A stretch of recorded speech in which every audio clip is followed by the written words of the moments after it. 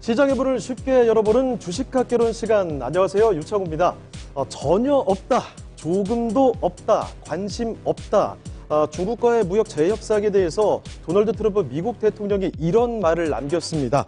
자, 그러면서 중국의 이런 날을 세우는 발언들, 간밤에 미국 뉴욕 증시는 혼조세로 마감을 하게 됐습니다. 자, 그리고 국내 증시도 이러한 영향을 받게 되는데요. 현재 양시장은 모두 하락 중인 모습 보여지고 있습니다. 자, 주식학개론 매주 화수 목요일은요, 토마토 투자 클럽 문서진 전문가, 김혜진 전문가 이렇게 두 분의 진이 모셔보고 있습니다. 자, 진이들과 함께 시장 상황을 쉽게 파악하고 싶은 여러분의 소원 지금부터 들어드리도록 할 텐데요. 일단 오늘은 지금은 지수가 좀 하락 중이긴 합니다만 최근 경향을 좀 보면요. 지수 스물스물 꾸준히 올라오면서 거의 코로나 이전 수준에 다다랐습니다. 이제 슬슬 조정이 올 타이밍이 아닌가 이런 궁금증을 갖고 계신 분들도 많이 있으실 텐데 자, 그 이야기 문선진 전문가와 먼저 살펴보도록 하겠습니다. 자, 그럼 진이를 소환해 보겠습니다. 주식 경제 이야기를 쉽게 풀어보는 진이 스타 지금부터 들어갑니다.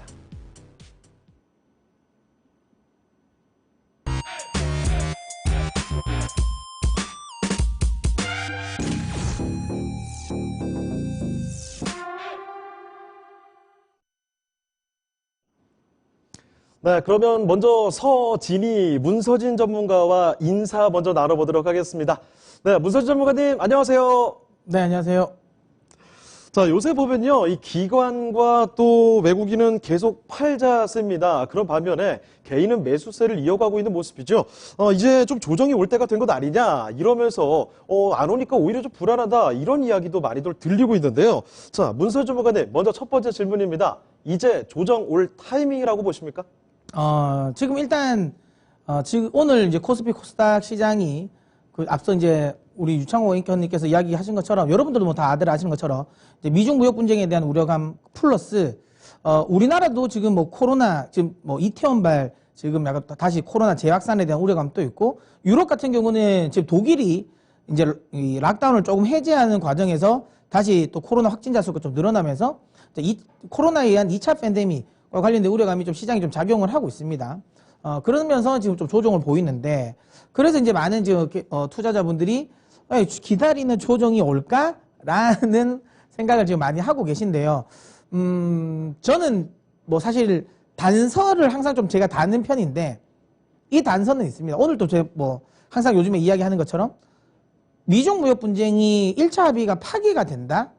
그다음에 코로나 재확산으로 인해서 다시 이제 경제 재개를 했던 부분을 만약에 이렇게 풀린다? 그러니까 다시 이제 락다운이 된다? 라고 하면, 주가는 당연히 제가 보기에는, 뭐 기다리는 조정일지 아니면 그거 이상의 또 폭락일지는 잘 모르겠습니다. 근데 어쨌든 그때는 그래도 의미 있는 조정, 우리가 조정이라고 생각할 수 있을 정도의 조정은 올 것 같아요. 하지만 이 두 재료가 없다면 제 개인적인 생각에는 생각보다 조정이 또 안 나올 가능성이 좀 있지 않을까라는 생각을 합니다. 자, 이렇게 코로나 사태 이전까지 지수가 좀 올라오면서 앞으로 시장 조정 가능성이 있을까라는 이야기 계속해서 전해드리고 있습니다. 자, 그러면요, 이 코스피 좀 많이 올라온 상황인데 지금 상대적으로 코스피가 좀 국내 증시가 강한 이유가 있는지 이 이야기도 한번 들어보도록 할까요? 네, 아무래도 지금 현재 우리 시장이 글로벌 증시 대비해서는 상대적으로 좀 견조한 모습을 보이고 있습니다. 특히 지금 현재 우리 시장 같은 경우도 장 초반에 좀 많이 좀 빠졌다가 지금 또 아래 꼬리를 좀 달아주는 모습을 보이고 있고 유럽 증시 같은 경우는 한 2% 정도의 하락을 보였습니다. 불구하고 우리 시장은 좀 상대적으로 견조한 모습을 보이죠. 결정적으로 저는 이제 몇 가지 우리나라 시장이 상대적으로 좀 강세를 보이는 이유가 있다라고 생각하는데요. 일단 첫 번째는 과열을 시켜줄 만한 안전장치가 지금 현재는 없다라는 거죠. 흔히 말하는 공매도가 지금 금지가 되어 있습니다. 물론 뭐 공매도라는 이야기를 하면 많은 개인 투자자분들은 굉장히 이제 이 부분을 이제 싫어하시죠. 그러니까 일단 기본적으로 공매도가 주식시장은 안 좋아. 무조건 악이야. 공매도를 폐지해야 돼. 라고 많이 이야기를 또 하고 있지 않습니까? 근데 또 막상 이제 공매도가 없어져 버리면 저는 항상 공매도, 물론 공매도 찬성론자도 그 다음에 비판론자도 아닙니다. 그냥 제 생각엔 적당한 공매도는 있어야 된다는 쪽인데 왜냐하면 되는 거죠. 공매도라는 거는 물론 이제 주가를 인위적으로 끌어내려서 기업 가치 이하로 시장을 또 아니면 패닉 상태에서 더 많은 패닉을 만들 수 있는 요인이 맞습니다. 분명히 그 부분은 잘못된 부분이긴 하지만 또 한편으로는 공매도가 들어옴으로 인해서 사실 외국인들 입장에서는 외국인에서 투자자를 들어왔는데 내가 혹시라도 그러니까 그 나라 지수에서 좀 하락을 한다면 뭔가 모르게 내가 그 하방에 대한 안전장치가 필요하단 말이죠. 근데 만약에 공매도가 없어져 버리면 온리 롱밖에 안 되지 않습니까? 그러니까 온리 매수 밖에 할 수가 없기 때문에 사실상 외국인들 입장에서는 그 시장을 좀 적극적으로 진입하기 어렵죠. 지금 현재 외국인들 매도세가 계속 나오고 있는 거. 그러니까 뭐 매도세가 낮다기보다는 적극적으로 매수세가 안 들어오고 있는 이유는 뭐 사실 아까도 얘기한 공매도가 지금 없어서 안전장치가 없는 상태이기 때문에 쉽지가 않다. 그래서 좀 유입이 좀 안 된다라고 보시면 되고요. 또 하나는 지금 현재 제가 계속 이야기하고 있는 과열인 거죠. 과열을 시켜줄 만한 소위 말하면 지금 장치가 없는 거죠. 공매도가 없다라는 건 결국에 매수 버튼밖에 없다 보니까 기본적으로 주가가 이 정도면 많이 올라왔어 라고 생각하는 상황에서 그러면 주가 이상, 그러니까 가치 대비 이상으로 올라왔다. 그럼 좀 매도로 해서 좀 주가를 눌러줄 수도 있는데 지금 그런 장치가 하나도 없죠. 그러니까 중요한 건 뭐냐면 의지 있게 주가를 내릴 만한 수급은 없는 상태에서 개인들의 매수세는 계속 유입되는 거죠. 그러니까 매도세가 강하지가 않습니다. 외국인 기관이 보면 전체적인 볼륨을 보면 굉장히 크긴 해요. 오늘 같은 경우도 기관들 꽤 많이 매도를 하고 있고 뭐 외국인들 같은 경우도 최근 들어서 많이 매도는 하고 있지만 사실상 그 매도에 시장이 안 무너지죠. 오히려 그 매도세를 지금 이제 개인들이 매수를 해주면서 이거 받쳐주고 있는 건데 이게 명확한 겁니다. 그러니까 지금 매도를 하는 사람들은 의지 있게 주가를 내리겠다라는 게 아니에요. 근데 주가가 너무 많이 올라와서 좀 부담스러운데 그럼 일단 차익 실현을 하자라는 정도? 그러다 보니까 이제 호가 자체를 이렇게 끄집어 내리는 흐름은 아니다라고 보시면 될 것 같습니다. 그래서 어쨌든 공매도와 관련된 부분에서 지금 현재 조금 이제 자유로워져 있는 상태라고 보시면 되고요. 그리고 이제 우리나라의 산업 구조와 관련된 부분이라고 저는 생각을 하는데요. 그러니까 지금 현재 시장은 포스트 코로나에 대한 관심이 많은 시장이거든요. 근데 상대적으로 우리 증시에 이 포스트 코로나로 불릴 만한 섹터들이 좀 많습니다. 대표적으로 IT 섹터들도 있고, 그 다음에 요즘에 많이 지금 우리가 좀 시장에서 주목하고 있는 언택트, 제가 이제 뒤에도 주식학 개론을 통해서 또 설명을 또 드리겠지만, 이 언택트 관련 쪽에 관심이 많은데, 우리는 이쪽에 사실상 좀 많이 포지션이 많이 있다라는 거죠. 간밤에 마감된 뉴욕 증시만 보더라도, 지금 현재 뉴욕 증시 같은 경우도 다우는 하락폭을 키웠는데 S&P 500은 보합이었고 나스닥은 오히려 상승을 했거든요. 그러니까 이게 그겁니다. 그러니까 이번 코로나로 인해서 지금까지 이제 전통적인 산업, 우리가 흔히 말하는 전통 산업들은 좀 몰락의 길을 걸어가고 있는 상황이라는 거고, 오히려 근데 이 코로나로 인해서 그동안 지금까지 우리가 계속 이제 이야기를 했던 4차 산업혁명 이런 거 강조를 많이 했었던 이 부분이 오히려 코로나 사태로 인해서 원래도 그 부분은 투자가 되고 있었어요. 투자가 되고 있었지만 이번 코로나 사태로 인해서 그 투자를 하는 속도가 더 가팔라졌다라는 거, 이런 점을 감안하면 지금 현재 우리나라 시장이 상대적으로 견조할 수밖에 없는 상황. 그러니까 지금 시장 상황에 맞는 종목군들이 많다. 수혜를 받을 수 있는 종목군들이 좀 형성돼 있기 때문에 글로벌 증시 주요국 대비해서 좀 잘 간다라고 보시면 되고요. 물론 근데 이런 이야기를 하시는 분은 계십니다. 요즘에 대만이 좀 잘 안 간다라고 이야기를 하죠. 반도체 관련 부분이 꽤 이제 비중이 많다 보니까 반도체 판매 잘 안 될 것이다 라고 이야기를 하는 부분도 계시는데요. 저는 그 부분에서 좀 반대 의견을 드리는데, 자, 제가 준비한 표를 하나 볼까요? 다음 표를 보면 이게 이번에 이제 우리나라 수출입 동향 관련 부분인데, 그러니까 물론 이제 전체적으로 반도체라든 수출이 물량이 다 줄었습니다. 전체적인 이제 품목별로 보면 다 급감을 했죠. 지금 5월 이제 10일부터 이제 10일까지 나왔던 수출인데, 뭐 아시는 것처럼 이제 40% 이상 급감이 나왔는데, 저는 이 표에서 조금 주목했던 건 이거거든요. 분명히 보시면 아시겠지만 반도체는 빠진 거 맞아요. 뭐 무선 통신기기 다 빠졌는데 수입액에서 보시면 반도체 제조 장비 쪽에 수입액이 늘었습니다. 이거는 결국에는 지금 투자를 한다라는 거지 않습니까? 그러니까 지금 당장에 당연히 코로나 사태로 인해 가지고 당장의 수요는 줄어들 수밖에 없죠. 하지만 요게 이제 끝난 코로나 사태가 좀 진정되는 국면을 지금 현재 우리나라 반도체 기업들이 좀 생각하고 있는 거죠. SK 하이닉스라든지 삼성전자가. 그러면서 요런 반도체 제조 장비 업종에 대한 장비에 대한 수입은 많이 늘어났다라는 거. 이 부분은 오히려 뭐 반도체 업황과 관련된 부분을 그렇게 부정적으로 볼 필요는 없지 않을까라는 생각을 합니다. 즉 종합해보면 우리 시장이 좀 강한 이유는 지금 현재 시장, 그러니까 이 코로나 사태에 의한 수혜주 섹터들이 상대적으로 좀 많다. 그러다 보니까 상대적으로 글로벌 증시 대비해서 좀 견조한 모습을 보인다라고 이야기 드리고 싶습니다. 자, 이렇게 국내 시장이 글로벌 증시 대비해서 좀 견조한 이유, 강한 이유에 대해서 자세히 살펴드렸는데, 자, 그렇다면 가장 중요한 핵심 질문 드려보도록 하겠습니다. 자, 그럼 앞으로 시장의 대응 전략은 이 살까요, 팔까요, 아니면 좀 지켜볼까요? 네, 그게 이제 가장 중요한 것 같긴 한데요. 저는 이런 이야기 드리고 싶습니다. 지금 시점에서 매수를 하는 것도 제가 보기에는 조금은 조심하셔야 될 것 같고요. 매도를 하는 것도 전 조심해야 될 것 같습니다. 제가 이전까지만 하더라도 항상 했던 말이 있습니다. 지금은 하방 리스크보다는 상방 리스크가 크기 때문에 시장에 대해서 너무 지나치게 하방에 대한 우려감을 가지지 마셔라는 이야기를 많이 드렸는데요. 이번 주 와서는 제가 조금 포지션을 살짝은 보수적으로 보겠습니다. 물론 그렇다고 해서 현금 비중을 많이 늘려라라는 이야기는 아니고요. 매수도 조금 하지 마시고요. 그렇다고 해서 또 매도도 하실 필요는 없다. 관망인데요. 이유는 그겁니다. 15일이면 이제 화웨이 임시 면허와 관련된 부분이 연장할지 안 할지가 결정이 납니다. 만약에 여기서 임시 면허가 연장되지 않으면 그럼 결국에는 미중 무역 분쟁에 대한 우려감이 재부각이 될 겁니다. 그렇게 된다면 분명히 지수는 우리가 뭐 어떤 분들은 기다리는 조정일 수도 있겠고 어떤 분들은 안 왔으면 하는 조정일 수도 있는데요. 그러니까 의미 있는 나름 시장에서 이거 조정다운 조정이다라는 생각을 할 수 있을 정도의 조금 시장이 급락이 나올 수 있는 포인트겠죠.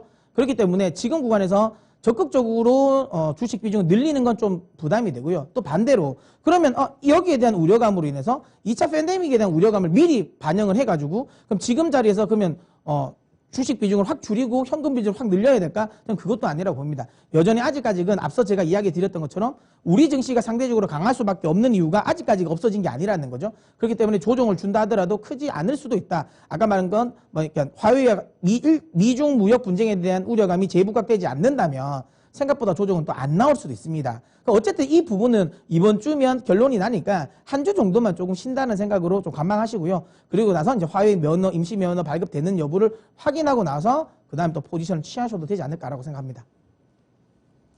자, 이렇게 코로나19 사태 이전까지 근접해 있는 지수, 이제는 좀 조정이 올까라는 주제를 갖고 앞으로의 대응 전략까지 점검을 해봤습니다. 조금은 뭐 관망하는 자세가 필요하지 않을까 이런 말씀까지 전해주셨는데요. 자, 주식학개론 지금부터 이 혜진이 김혜진 전문가와 함께 또 이야기 나눠보는 시간 가져보도록 하겠습니다. 자, 주식학개론 핫하게 달아오르고 있는 업종 그리고 관련주들까지 함께 정리를 해보도록 하겠습니다. 자, 오늘은 지난주에 이어서 언택트 제3탄을 정리해 주신다고 하는데요. 주식학개론 오늘의 페이지 열어보도록 하겠습니다.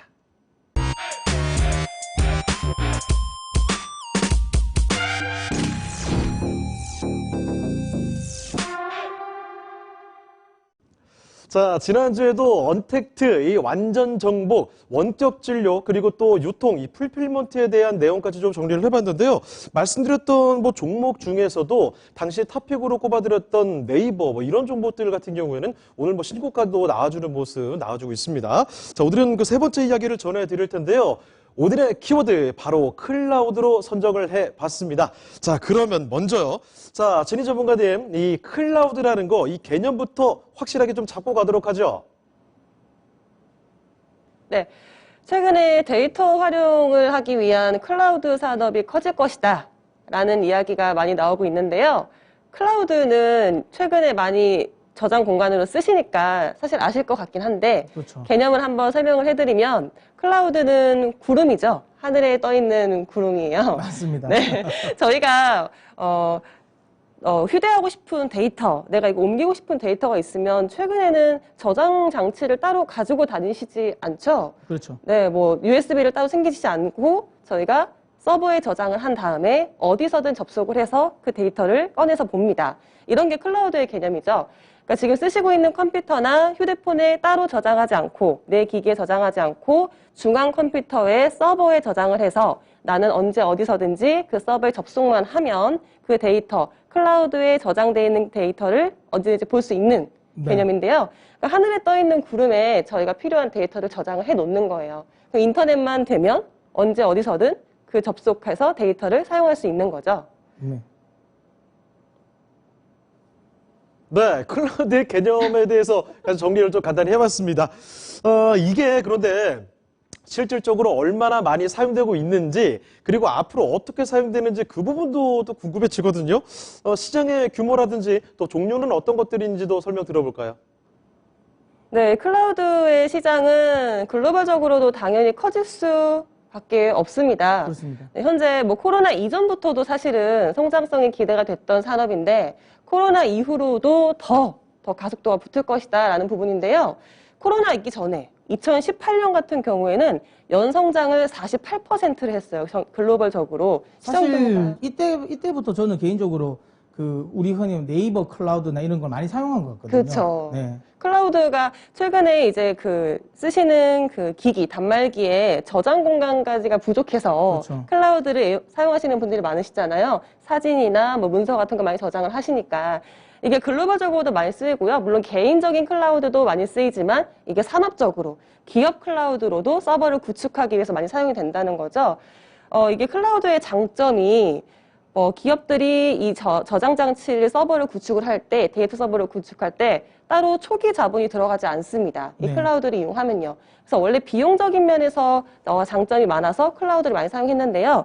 그래서 올해 2018년 같은 경우에는 이제 정말 놀라울 정도로 48% 이상 시장이 성장을 했는데 그 이후로도 꾸준히 17% 이상 성장을 하다가 올해는 코로나가 발발하면서 시장 규모가 더 커질 것이다 라는 생각이 드는 거고요.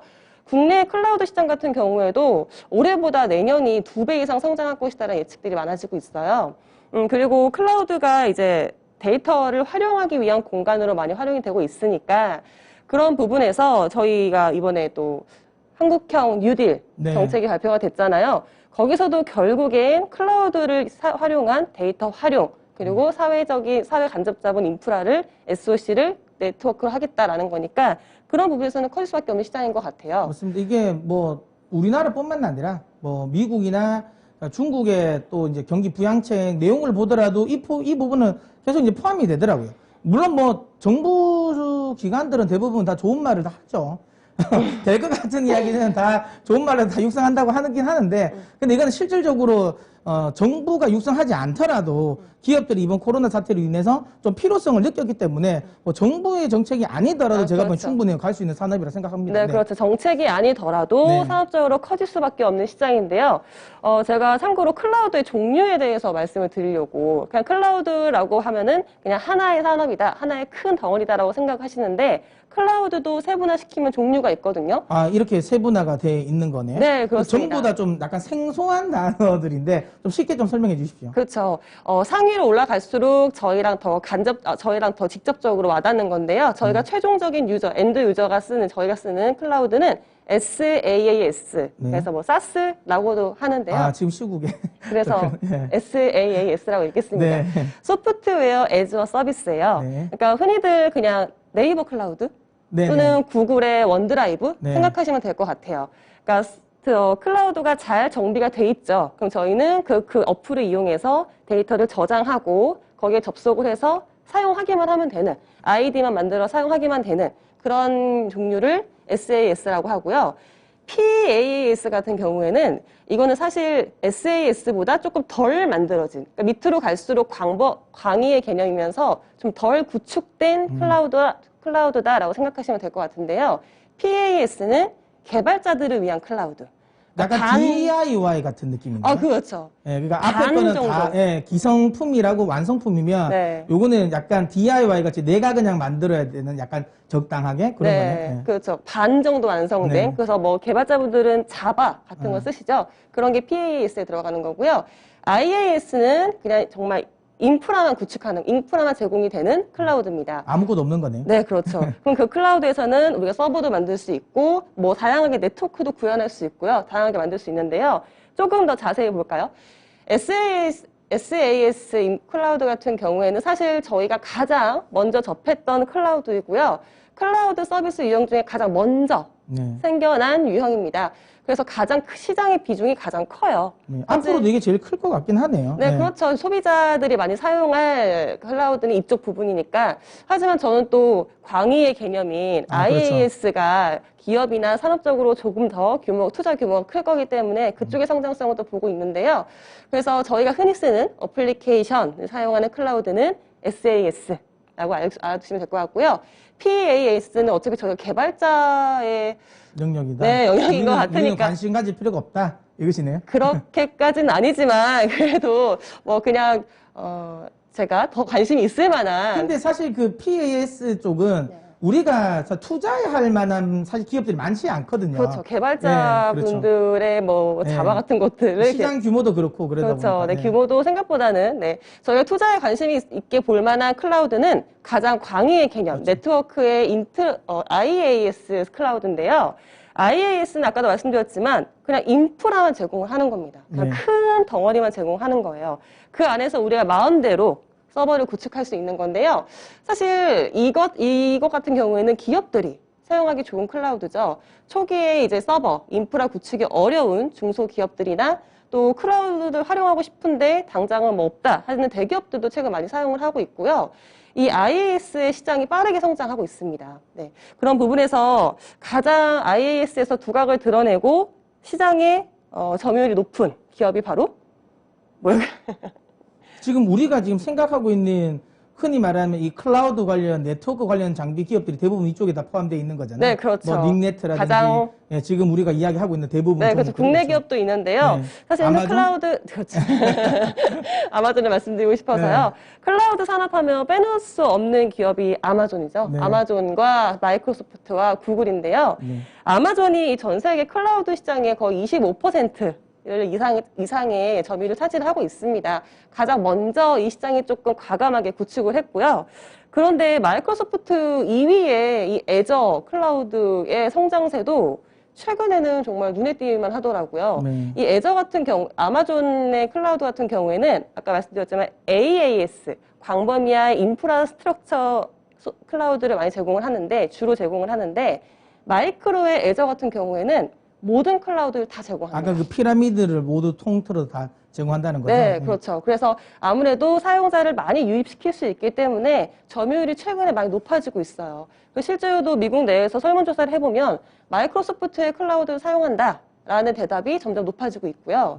그리고 3위의 구글 같은 경우에도 이제 최근에 많이 클라우드 쪽으로 투자를 많이 하겠다라고 하고 있는데요. 의외네요. 구글이 저는 점유율이 7%밖에 되지 않는다는 게. 그렇죠. 네. 이쪽 부분에서는 약간 좀 후발주자네요. 그렇죠. 좀 뺏겼다. 순서를 뺏긴 느낌인데. 근데 다만 이제 구글 같은 경우가 이 다른 아마존이나 마이크로소프트 대비해서 AI 기술력이 훨씬 더 발달돼 있으니까 맞습니다. 이쪽 시장은 훨씬 더 커지긴 할 거예요. 그렇죠. 제가 보면 상당 부분 많이 잡아먹을 거라 생각은 드네요. 맞습니다. 클라우드를 활용한 산업이나 이런 기업 행보 같은 것도 구글 좀 기대되는 부분이 그렇죠. 있고요. 네. 얼마 전에 또 CEO가 이런 발표를 했어요. 내가 3년 안에 무조건 2기업 중에 하나는 잡겠다라는 마이크로소프트 잡힐 것 같네요. 네, 그런 의미에서도 좀 클라우드 산업에서 기대가 되는 기업, 또 3위 기업, 구글도 기대가 되고요. 이렇게 클라우드 산업에 대해서는 이렇게 뭐 거대한 기업들뿐만 아니라 국내에서도 관심이 높아지고 있거든요. 그래서 이쪽으로는 계속 언택트, 뭐 코로나 이후로 언택트 산업이 부각된다라고 하지만 거기서 또 클라우드 산업은 주목해 보셔야 될 것 같습니다. 네, 이제 뭐 클라우드는 웬만큼 정리가 됩니다. 자, 그런데 이 클라우드가 오늘의 좀 큰 주제죠. 언택트와 어떻게 결부되는지 이걸 좀 알아봐야 될 것 같은데요. 언택트 시대에 클라우드를 주목해야 하는 이유가 뭔가요? 뭐 그 이야기를 드리면 조금 제가 약간 말꼬리 잡는 느낌 뭐라 그래야 돼? 말장난 같은 이야기를 해야 될 것 같은데요. 예, 그러니까 탈중앙화를 위한 중앙화. 가 제가 보기에는 이 클라우드 그 언택트 시대 제가 핵심이라고 보는데요. 이게 뭐냐 하면 네. 툴 하나 보시면 이상한 말이죠. 탈중앙화를 위한 중앙화.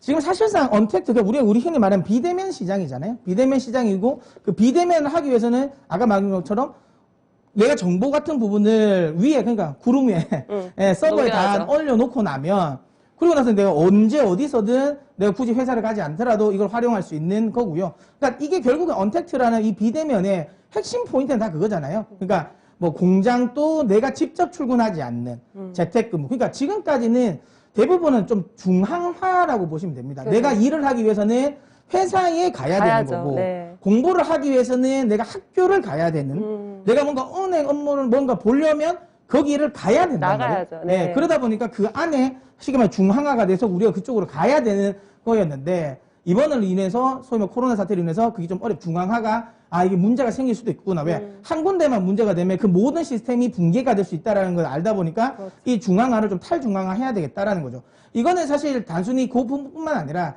생산 공정과 관련된 부분도 지금 계속 탈중앙화가 되거든요. 네. 쉽게 말하면 지금 뭐 일종의 요즘에 또 리쇼링이 또 지금 또 다시 한번 부각을 받고 있는데 뭐 미국 같은 애플 같은 경우는 생산 공장 기지 자체를 전체적으로 글로벌적으로. 중국에 좀 집중화 시켰다라고 보시면 되는데 결국 중국이 무너져 버리니까 공급 체인 자체가 아예 그냥 무너졌다는 거고 그다음에 우리나라 삼성전자 같은 경우는 베트남을 또 생산 기지로 전초 기지로 활용을 했단 말이에요.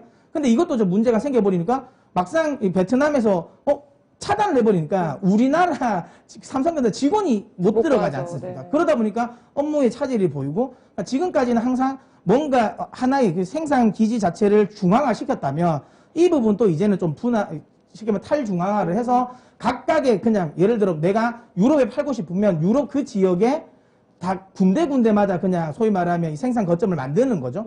물론 근데 이렇게 안 하는 이유는 그거였습니다. 너무 비용이 비싼 거거든요. 네. 비용이 비싼 건데 사실상 이 부분도 클라우드를 통해서 결국 이 BDM의 언택트 시장을 통해 가지고 활용을 할 수 있는 거죠. 왜냐하면 뭐 여기 형제 말했던 이제 뭐 스마트 팩토리화를 해버리면 인력도 줄어들고 결국에는 미국에 뭐 예를 들어 엔지니어 한 명만 있으면 전 세계의 모든 공장들을 또 돌릴 수 돌아가는 있다는 거죠. 그런 거죠. 뭐 그런 식으로 해서 결국에는 근데 이런 정보는 또 한 곳에는 또 모아야 된다.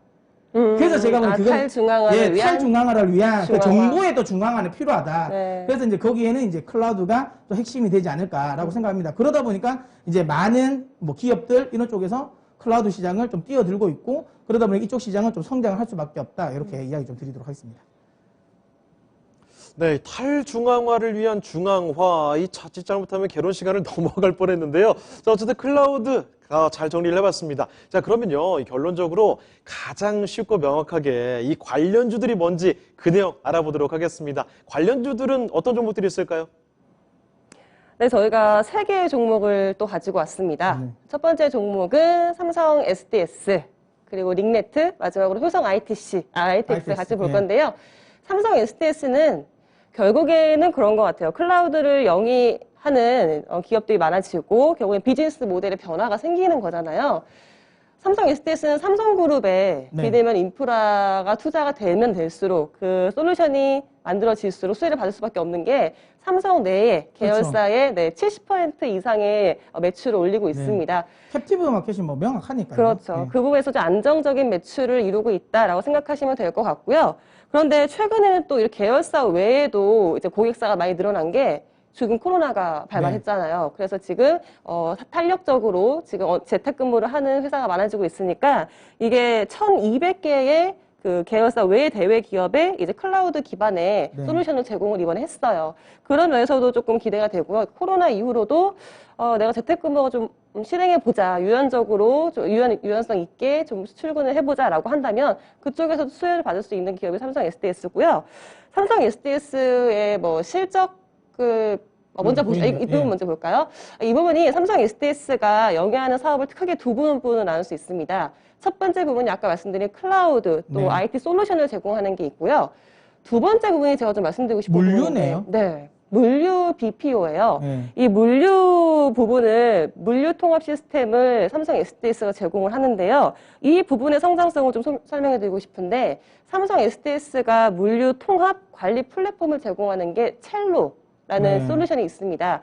이 첼로 같은 경우에는요, 글로벌적으로 이 공급망이 있을 거잖아요. 이 원자재 같은 공급망이 뭐 일정이 좀 맞춰서 이게 차질 없이 생산이 돼야 되고 조달이 돼야 되는데 그런 부분에서 시간을 정확하게 맞출 수 있도록 이게 첼로가 공급망의 각 프로세스에 있는 시간을 실시간으로 관리를 하고요.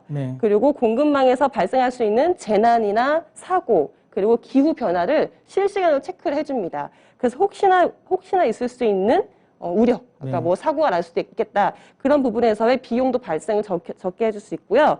그 사전에 운송 계획을 다 수립을 해보는 거예요. 그래서 시간에 맞춰서 조달해 줄 수 있도록 전체 글로벌적인 공급망, 유통망을 조달해 주는 솔루션을 제공을 하고 있는데요. 안 그래도 지금 그 우리나라 해운 업종들이 지금 이제 이 뭐 실적이나 이런 것도 좀 허덕이고 있지 않습니까? 좀 근데 이게 경쟁력이 멀스크에 지금 굉장히 많이 잡혀 먹고 있어요. 근데 이 멀스크가 가장 이제 그거죠. 강점이 이건 것 같아요. 그러니까 뭐 물류 관련 부분, 그 다음에 기후 관련 부분, 그 다음에 뭐 이 물류의 자동화 이런 부분을 지금 통합적으로 해버리니까 관리를 하는 거죠. 인건비 자체가 굉장히 지금 다운되니까 네. 다른 글로벌 해운사들이 지금 가격 경쟁에서 지금 계속 밀리고 있거든요. 맞습니다. 그러다 보니까 이쪽에 대한 수요는 계속 늘어날 수밖에 없겠네요. 데이터 활용을 통해서 각 시나리오별로 최적의 비용을 생산하기 때문에 그쪽에서는 좀 앞서 나갈 수밖에 없는 거 보이고요. 물론 현재는 코로나로 인해서 글로벌적인 물동량이 줄었기 때문에 이 부분의 실적이 올해는 좀 덜 나는데요. 근데 이 부분이 작년까지는 최대 매출을 올렸습니다. 네. 그 성장성이 있는 사람인 것 같고요.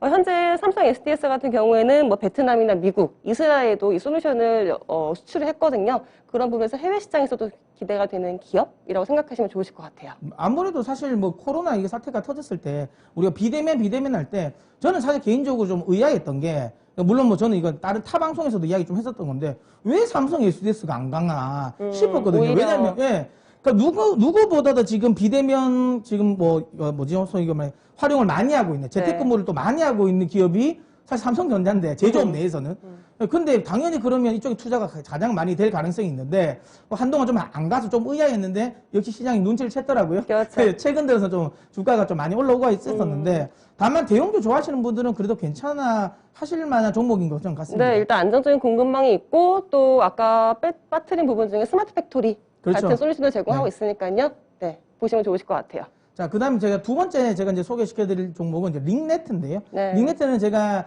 더 마스터 시간에도 한번 소개를 해드렸던 종목이긴 한데, 최근, 그리고 제가 12년 넥스트에서도 좀 들고 나왔던 종목인데, 그러니까 네트워크 통합 솔루션 관련 분야에서 우리나라 시장 점유율 2위인 기업이고요.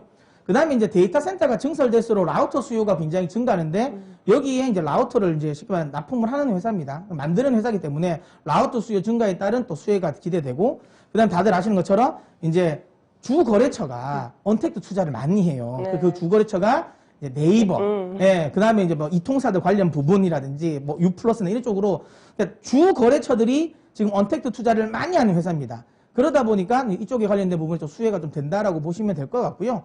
표를 보시면 이 회사가 하는 거는 그냥 말 그대로 제일 많이 하는 거 데이터 통합, 솔루션 관련 부분 통합하고 이제 관리하는 이제 회사라고 보시면 되고요. 결국엔 여기에 이제 클라우드 관련 사업까지도 같이 한다라는 거죠. 앞서 이야기 드린 것처럼 단순히 이 클라우드 시장이라는 건 소프트웨어만의 시장은 아니거든요. 네. 결국 하드웨어, 인프라와 관련된 부분도 좀 포함이 되는 시장이다 보니까 이 인프라 쪽에 클라우드 관련 쪽에 충분히 수혜가 될 수 있는 또 이제 이 종목이다라고 생각되고요. 또 이제 링네트는 약간 이건 약간 팁이긴 한데, 네. 그러니까 팁은 아니니까 아시는 분은 아실 거예요. 그러니까 이게 지금 테마로도 그러니까 언택트 테마가 아니라 다른 테마로도 엮일 수가 있어요. 그러니까 이 홍종우 그러니까 이 소위 말하면 정치 지금 올라오는 대선 관련 네. 부분에 테마가 될 수 있는 야권 쪽에 테마가 될 수 있는 종목인데 왜냐하면 저는 사실 개인적으로 항상 그런 거 이해가 안 되거든요. 고등학교 동문, 대학교 동문이 왜 그건지 모르겠는데 왜냐하면 사실 대학교 나왔는데 동문 누군지 모르잖아요. 그렇죠. 같은 과도 아니면 하물며 같은 과로도 모르는 사람도 네. 많은데. 근데 링네트의 지금 현재 대표가 스탠포드 대학 나오셨는데 지금 이제 그 홍종우 그분도 지금 스탠포드를 나왔거든요. 그러니까 엮일 수도 동문으로. 있다라는 거. 네. 그래서 혹시라도 그분이 만약에 대선을 할지는 모릅니다. 네. 만약에 혹시라도 오면 또 그 관련 이슈도 있을 수 있으니까 그런 부분도 좀 관심을 가지시고 그 다음에 이제 화상 재택근무 화상 회의와 관련된 부분에 또 수혜가 되는 또 기업이니까 한번 관심 가져보셨으면 좋겠습니다. 마지막 종목은 제가 효성 ITX 말씀드리려고 하는데요. 효성 ITX 이름에도 있듯이 효성 그룹 내에 IP 솔루션 기업 개발하는 기업이고요. 효성 ITX는 특별히 이제 콜센터. 네. 콜센터의 이 솔루션, 관련 솔루션을 제공하는 기업입니다. 이 콜센터는 사실 사업의 마진은 좀 작은 편이에요. 네. 사업 마진 작은 편이지만, 하지만 이게 채널이 점점 확대가 되고 있습니다. 또 역시나 이번 코로나로 인해서 그렇죠. 비대면 채널이 확대되고 있고요. 이커머스 시장도 확대가 되고 있고 그다음에 인터넷 전문 은행들도 생기잖아요. 네. 그쪽에 콜센터에 들어가는 솔루션도 다 제공을 하는 기업이고요. 이번에 3월에는 이제 코로나가 발발하고 나서 이 효성 ITX의 이 솔루션을 질병관리본부 1339에 무료로 우선 공급을 했습니다. 그래서 이게 그 스마트 컨택 센터라고 이름을 지었는데요. 이거 같은 경우에 삼성전자하고 LG U+가 같이 협력해서 만든 솔루션이에요. 그래서 이거에 대한 수요가 사실 엄청난 게 콜센터 같은 경우에는 여성분들이 많이 취업을 하 계시고 그리고 집에서 재택으로 원래도 할 수 있도록 솔루션을 만들어야 되겠다라고 해서 이쪽에 수요가 좀 컸다고 해요. 이게 아무래도 그런 거네요. 이번에 지금 코로나 사태 때 콜센터도 어찌 보면 다닥다닥 붙어서 집단적으로 하다 보니까 그렇게 있었죠. 많이 걸릴 수도 있는 게 나오는데 네. 그렇죠. 콜센터를 오히려 그냥 집에서 전화로 할 수도 있는데 그 시스템을 만든다는 네, 거잖아요. 맞습니다. 집에서도 별 부담 없이 언제든지 할 수 있도록 그 솔루션을 개발한 거고요. 충분히 꽤 매력적인 종목이네요. 그렇죠. 아니나 다를까 이번에 실적이 잘 나왔습니다. 코로나의 이슈로 인해서 모든 기업들이 실적이 못 나올 것이다라는 것도 불구하고 잘 나왔어요. 그래서 1분기에는 매출이 영업이익이 역대 최대 실적을 갱신했거든요. 그래서 저는 이제 이렇게 코로나19 뭐 이전도 그렇지만 이후에도 이렇게 콜센터 업무가 늘 수밖에 없고요. 그리고 클라우드 기반의 스마트 팩토리 사업도 효성 ITX가 또 솔루션으로 개발하고 있으니까 그쪽에서 영위하는 사업들도 좀 기대가 된다라고 말씀드리고 싶습니다. 아무래도 효성은 또 캡티브 마켓도 또 탄탄하니까요. 네, 맞습니다. 자, 이렇게 클라우드 관련 수혜주들 알아봤는데요. 이제 탑픽 알아보도록 하겠습니다. 탑픽으로 보는 종목 어떤 종목인지 그리고 그 선정 이유, 가격 전략까지 좀 제시 좀 부탁드릴게요. 저희가 선정한 탑픽은 효성 ITX인데요. 일단 실적과 관련된 부분이 명확하게 나왔고, 앞서 제가 뭐 마지막에 좀 이야기했지만, 효성그룹의 또 캡티브 마켓에 대한 또 기대감도 있고, 이번에 실제로 콜센터 관련 부분의 이 매출은 분명히 앞으로도 좋아질 가능성은 매우 높다고 생각합니다. 그래서 그런 시스템에 대한 뭐 성장 기대감까지 감안한다면 효성 ITX 충분히 괜찮다고 보고요. 네. 차트 보면서 가격 전략 한번 볼까요?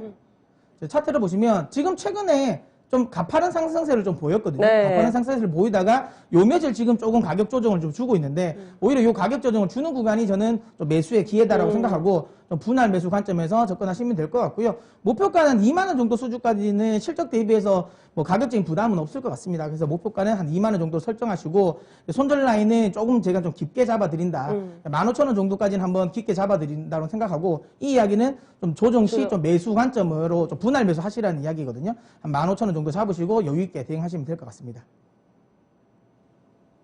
네, 오늘도 이렇게 진희 전문가님들과 함께 언택트 제3탄 클라우드에 대해서 쉽고 명확하게 정리를 해봤습니다. 관련 종목까지도 알아봤고요.